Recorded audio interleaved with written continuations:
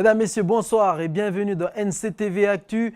L'info du jour, c'est ce baromètre consacré à la jeunesse calédonienne. Suicide, rapports sexuels ou encore consommation de cannabis, les chiffres sont inquiétants.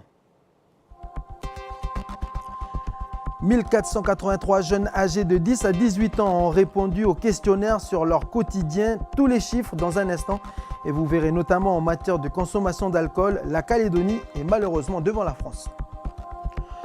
Autre enseignement, les rapports sexuels sont plus précoces qu'en France. Reportage à Bourail où des élèves ont trouvé une manière ludique de parler de sexualité.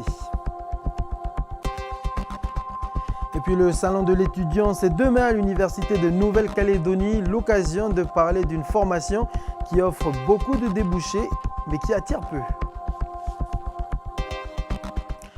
Le baromètre santé jeunes du pays, c'est donc une étude qui a été menée par la Direction des affaires sanitaires et sociales. 1483 jeunes du pays âgés de 10 à 18 ans ont été questionnés sur leur quotidien.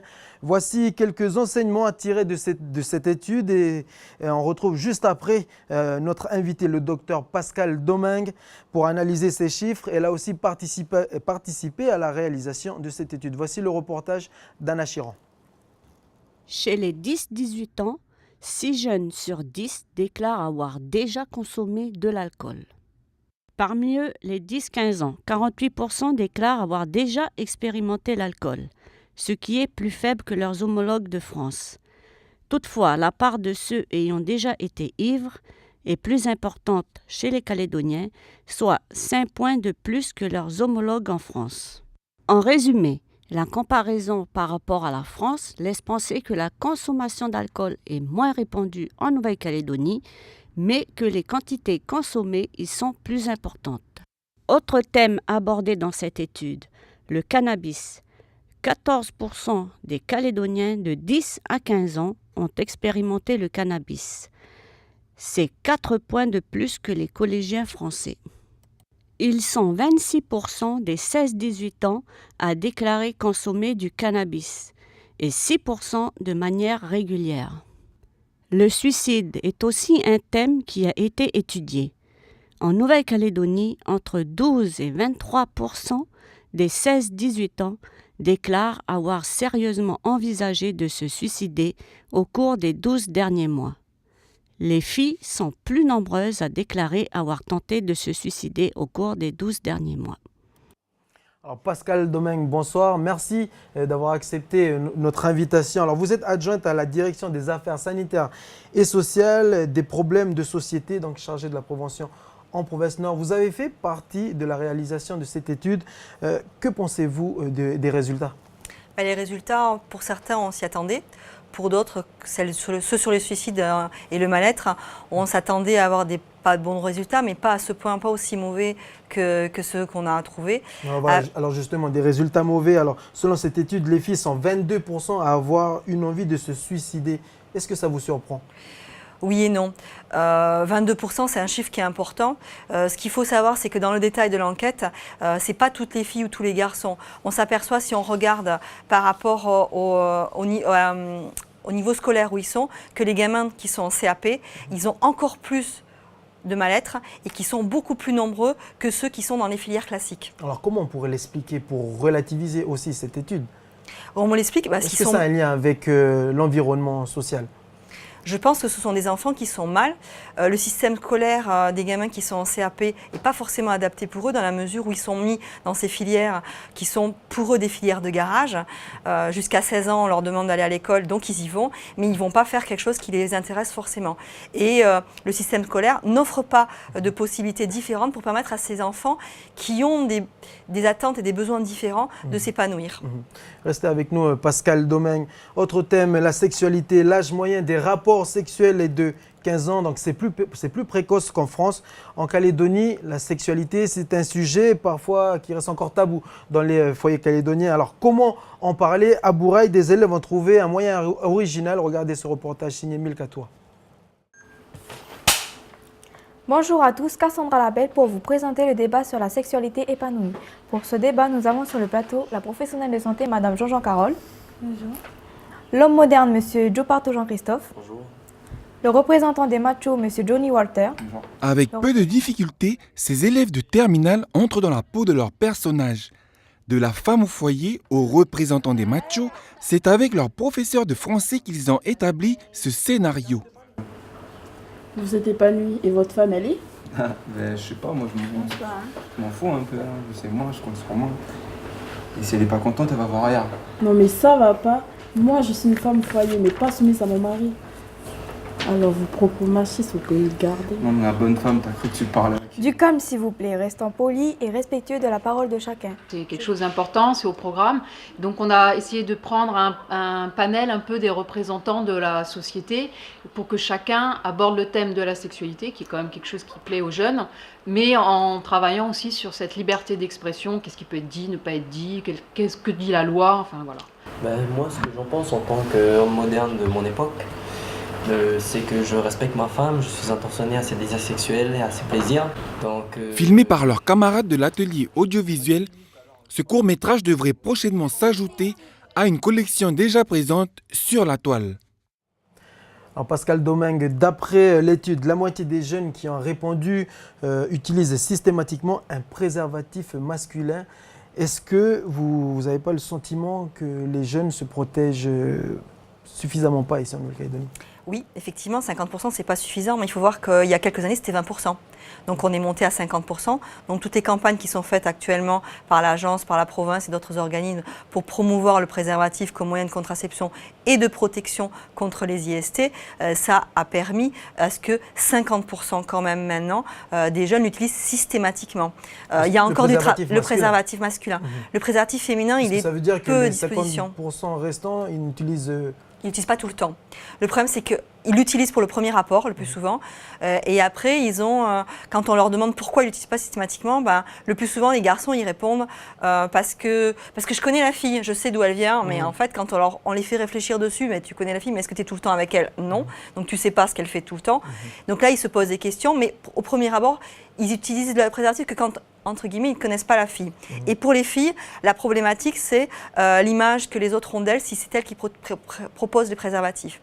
Donc, les filles, quand on demande pourquoi elles ne proposent pas le préservatif aux garçons, la réponse la plus courante, c'est sinon, ils vont dire que je suis une fille facile. Parce que là, il y a un manque de communication, un manque de partage aussi autour de cette problématique. Alors justement, que pensez-vous de cette initiative qui a été menée à Bourail avec ce Studio 17 où des élèves engagent une conférence, une émission fictive? C'est parfait, ça les fait réfléchir sur le sujet, ça les fait créer des choses et en plus, les outils qu'ils créent, les petits films qu'ils créent, ils vont être diffusés auprès de leurs camarades et ça va permettre de la diffusion de l'information. Est-ce que cela veut dire que peut-être que le message passe mieux intergénérationnel?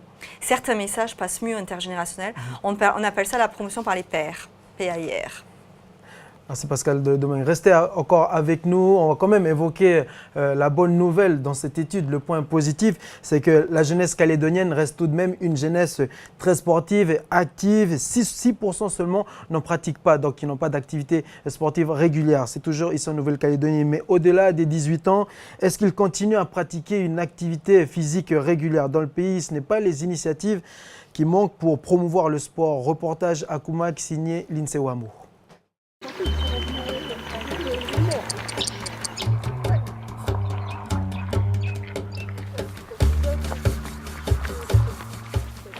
Marche matin, ça fait pas de mal.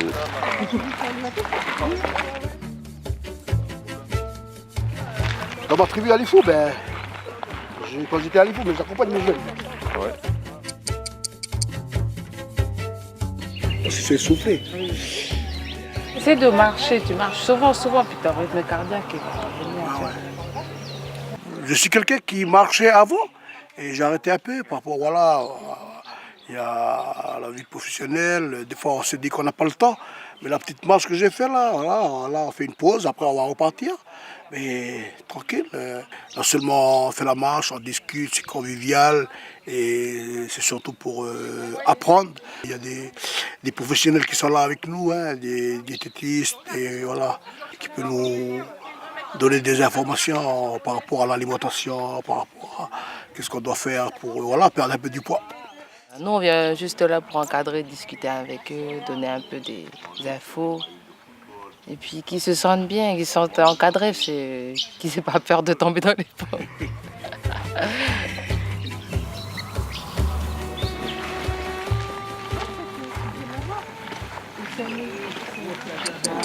On aurait peut-être eu plus de monde si les personnes étaient libérées des enfants, qu'elles les avaient déjà amenés à l'école et tout ça. Donc la prochaine fois, la date elle est déjà fixée, c'est-à-dire 4e mercredi du mois d'août, mais on le fera plutôt vers 8h. Des fois, on se soucie, on se dit non, parce que je dois me réveiller, je dois aller au travail, Vous savez, une demi-heure de marche, c'est déjà beaucoup, surtout pour la santé. Voilà. Alors une dernière question, docteur Pascal Domingue, avant de vous laisser. Ce genre d'initiative, on le voit là dans ce reportage, n'attire pas les foules. On ne peut pas dire que ça attire énormément les Calédoniens. Alors est-ce que vous êtes d'ailleurs à l'origine de ce projet Team, en partenariat avec la CPNSL, le Comité provincial Nord Sport et Loisirs. Alors est-ce que c'est la meilleure formule pour lutter contre l'obésité par exemple ? Je ne suis pas d'accord avec vous sur votre analyse, comme ça n'attire pas les foules. C'était la première marche avec une communication qui a été défaillante et aucune aide au transport des gens. Dernièrement, à Calagomène, lorsqu'on avait fait le même reportage avec Audrey Saringat, il n'y avait que 2 personnes. Oui, depuis que vous avez fait le reportage à Calagomène, on a mis en place une navette pour aider les gens à venir et ils sont plus de 20. C'était le transport alors la problématique? Oui, le problème c'est le transport des gens, le déplacement des gens pour venir sur le lieu de la marche. Il a été gratuit du coup? Oui. C'est la province, gratuit. C'est la province qui a payé. Mais gratuit pour ceux qui veulent se rendre pour faire du sport. Oui, gratuit pour les gens. Donc, est-ce que vous pouvez confirmer que cette formule elle est efficace? Oui, il y a des endroits. Le projet Team de Kouma qui démarre, c'est la première marche qui est mise en place. Le projet Team, il a démarré à Ponirouin l'an dernier.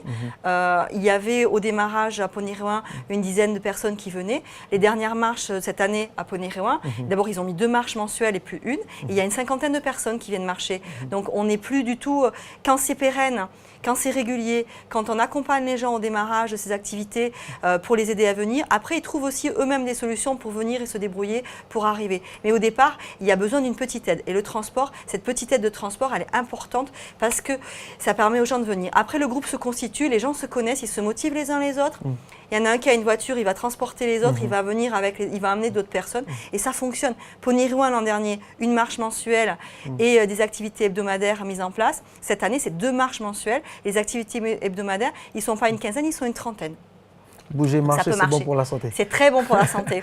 Pascal Domingue, docteur Pascal Domingue, merci d'avoir accepté cette invitation. Merci, au revoir. Au revoir.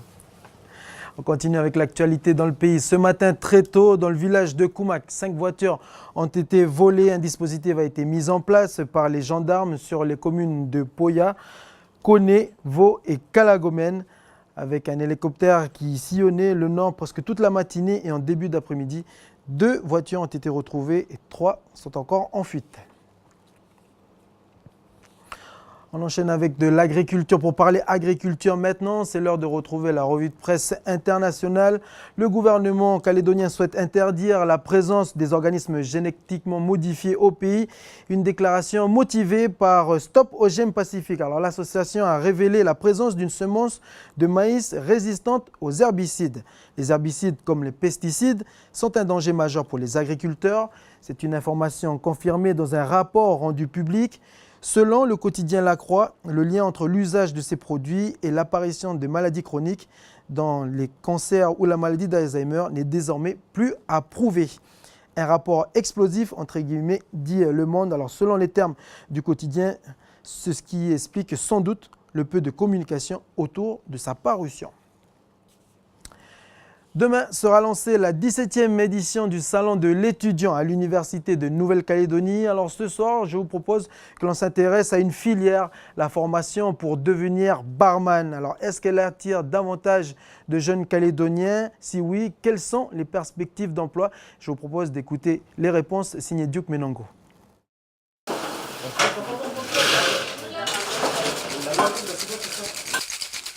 Jamel a travaillé pendant 2 ans derrière un bar. Cette année, il a intégré celui-ci de Païta pour 1 an en mention complémentaire bar. Si je veux continuer dans le domaine de bar, dans la maîtrise d'alcool, un truc que j'ai toujours voulu, ça fait que j'ai essayé de continuer mon rêve jusqu'à maintenant. Normalement, cette formation est proposée tous les ans à 12 élèves. Mais cette année, ils ne sont que 9. On sent le caramel en fond de bouche. Selon le personnel encadrant de la filière, il y aurait des dysfonctionnements dans le système de recrutement. Et cette année, c'est le vice-rectorat qui s'est chargé de recruter les candidats. Certains élèves avaient été inscrits sur les listes et malheureusement ne correspondaient pas aux critères de la formation, c'est-à-dire avoir 18 ans pour entrer dans la formation et détenir soit un CAP restaurant, soit un bac pro hôtellerie-restauration. Malgré cette difficulté, cette filière veut se maintenir car elle répond à un réel besoin sur le marché du travail. Pour certains, on a une promesse d'embauche, et pas forcément chez nous, mais dans d'autres milieux, dans des hôtels, dans d'autres bars. Dans l'établissement de Francisco, 8 employés sur 10 sont issus de cette mention complémentaire bar proposée par le lycée Anova, mais aussi le lycée public d'Escoffier. Avec tout ce qui se fait, tous ces projets de construction des hôtels, je pense que oui, elle a sa place. Jamel et ses collègues de la mention bar sont actuellement au salon de la gastronomie où ils présentent une partie de leur savoir-faire. Nous sommes à une semaine des vacances scolaires. Les élèves de 3e du pays se penchent pour trouver leur orientation. Alors quel lycée, quelle filière vont-ils choisir? À l'IFU, pour les aider dans cette étape, les représentants de l'Alliance scolaire du lycée d'Okamon et du lycée de Doneva sont venus à la rencontre des collégiens de Lille. Parmi les intervenants, un invité de marque, un jeune de l'IFU qui étudie à Sciences Po Paris. On l'écoute. Donc je trouve que c'est logique pour quelqu'un comme moi qui est issu d'une tradition ou des écoles de l'Alliance, de venir ici encourager les petits frères et les petites sœurs qui seront peut-être les futurs, qui seront cette jeunesse d'avenir cette jeunesse qui va construire ce pays. C'était des collégiens de 3e, donc c'est un message d'encouragement. À travers mon parcours, je les encourage pour leurs études et pour leur dire que vous pouvez le faire. Donc si moi j'ai réussi, eux peuvent le réussir aussi. Voilà, c'est sur ces encouragements d'un grand frère des jeunes de l'IFU que l'on va refermer cette édition. À suivre la météo, puis aussi le casting pour l'élection de Miss Calédonie 2016. Ne manquez pas dimanche votre rendez-vous avec la case documentaire et vous retrouverez Aurélie Chiran et René Boutin pour Anuru Amboro. Merci de votre fidélité. Bonne soirée à tous et à la semaine prochaine.